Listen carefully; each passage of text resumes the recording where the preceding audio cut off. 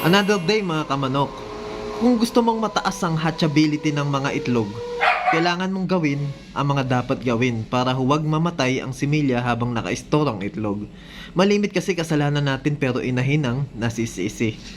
Ang mga nakasanayan kasi natin kapag itinabi ang mga itlog sa rep o sa isang lalagyanan, binabalikan lang natin sila kapag isasalang na sa incubator or ipapalimlim na. Ang alam kasi natin, kapag malamig ang kinalalagyan ng itlog ng manok ay okay na. So, mahalaga na malamig na lugar ang pinipwestuhan ng mga itlog.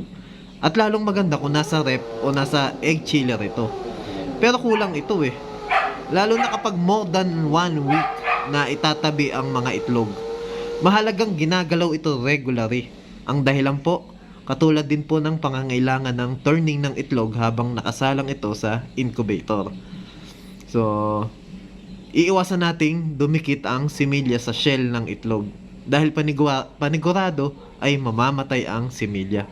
Ang similya palaging nasa taas ng egg yolk kahit galawin ito. Kung naka-steady lang siya, pwede siyang dumikit sa bandang itaas din ng itlog. Dito siya maapektuhan. Kapag nakadikit na, sira ang similya. Kapag nangyari ito, akalain natin marami sa mga itlog na tinabi natin ay infertile. Dahil kapag inilawan natin, talagang patay ang mga similya. Pero ang totoo, fertile ang mga ito. Sobrang aga nga lang namatay ng similya.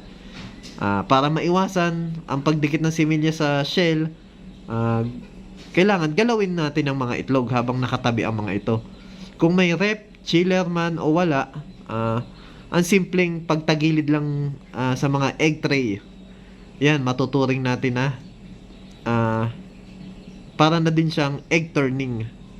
At least minsan man lang sa isang araw ay magalaw ang mga ito para ma-maintain natin ang viability nito. Sana po may natutunan po kayo sa akin kahit konti. Maraming salamat po.